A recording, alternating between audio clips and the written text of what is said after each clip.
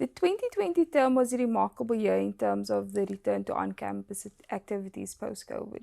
What do you think were the trends in higher education that impacted on CILT's work? Thanks, Siobhan. So I think 2022, when we look back on it, was a transition year for UCT as well as other universities like us in South Africa and globally. And I think that's because having experienced 2 years of pandemic influenced teaching and different forms of online learning and physically distanced learning and blended learning, we, as you said, focused on going back to on-campus teaching. But what does that actually mean? Or what did that actually mean? We were still, I think, at the beginning of 2022 masking. I remember we were still discussing the vaccine mandate. It seems a long time ago now, but you know, it was quite a remarkable time at the start of the year. So I think there was a lot of uncertainty about what teaching and learning would look like. But I think that there was also some excitement and looking ahead at the opportunities that the lessons of the last 2 years had given us, especially for residential on-campus-based universities, and what a blended learning, teaching and learning kind of ecosystem could look like. You know, what would we keep? What would we go back to? So I think there was uncertainty. And I think for CILT, we shape those conversations, but we also respond to them as well. And so I think we were part of the institutional conversations around where does this go? What does it mean for on-campus teaching? What is blended? What goes on the learning management system? And so on. So I think there's that level of, opportunity, and what does it mean now for a university to say that they're digitally transforming? Thank you. Looking at the future, Vision 2030 has ushered in an intensified institutional transformation and social justice agenda. What do you think digitally enabled education play a role to support this agenda? Yeah.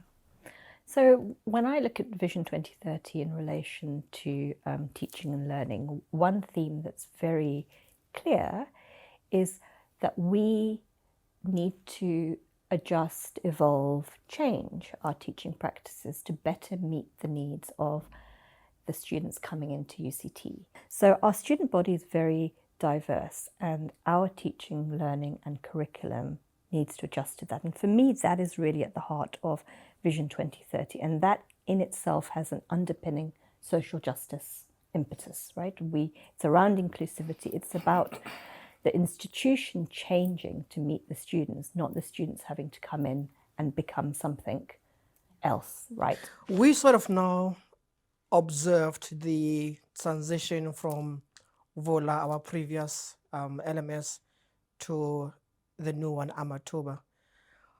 How do you think that migration has impacted the staff? And do you see that sort of transition have any implications for CILT? It's not a simple migration process. It wasn't. It really challenged us to do something that very few of us had experienced before at that scale. So migration of this scale and magnitude, where an entire university moves from one digital learning platform to another, is a once in a decade activity, if that. Our last migration was, I think, 2006. So that's been a long time, and that's typical. So it's not as if we didn't know how to do it. It's just that we realized the complexity and the impact was unknown, but we had a method and a process for iterating towards that. And so what it forced us to do when taking on the challenge was to think about having both a kind of central leadership project management system, but also to set up cross-collaborative work streams on different aspects of the migration, such as design and the technology and the training and the help and so on, which leveraged the expertise of people in CILT to work from their area of expertise and domain, but in a different way, because we were working towards really what was a very, very big, audacious goal. And we had a target to doing it in the 1 year.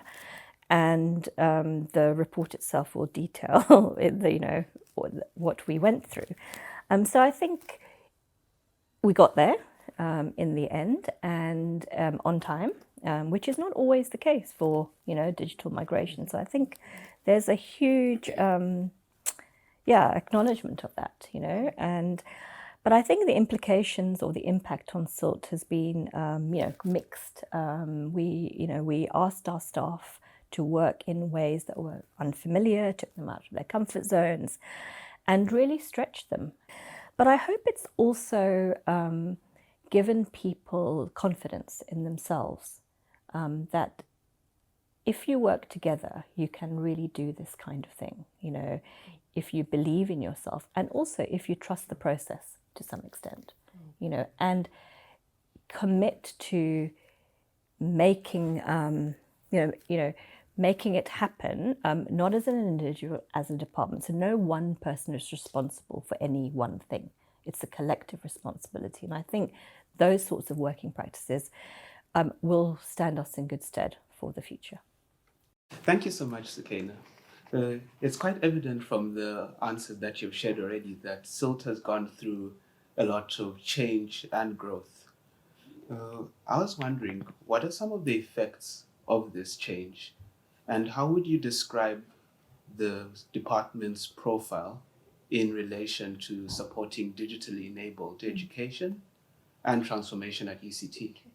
At the start of 2022, we had the very good news that we were given additional funding to employ staff, or more staff, as part of a conversation that we'd had for a long time around right-sizing CILT. So if we're going to deliver on our mandate, our institutional mandate, as a teaching and learning centre, we need to have the requisite capacity and also the right skills, and very much in terms of being able to also develop those skills.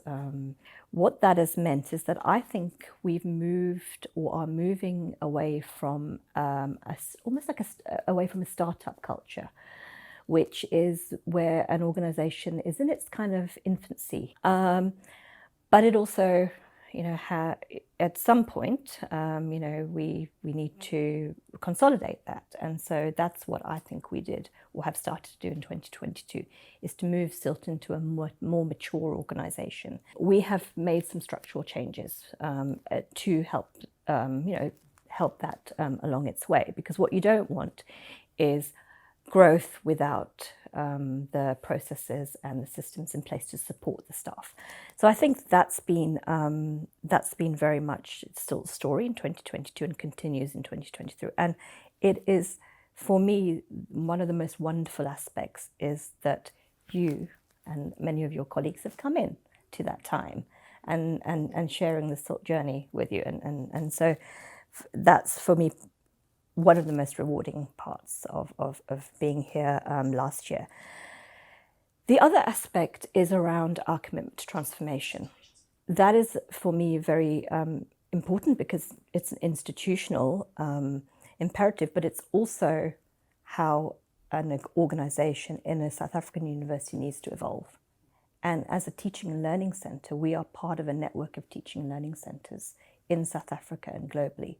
So what we do, how we represent ourselves, the type of work we do, the thought leadership that we exercise, that is something that is important and that we are looked to as well. But I think also it's the way we do it and how we move forward with that. What do we do with that? And so what I'm excited about this year is co-creating a new vision together with CILT as it is now for the next 3 to 5 years. That speaks to Vision 2030. And maybe coming back to the first question in terms of trends in higher education, it's to really start looking at what does it mean to have digitally enabled education, different forms of blended learning in a South African university today and for the next 5 years. And I think that we have an important role to play as part of that teaching learning ecosystem, and I am very pleased that you are also part of that.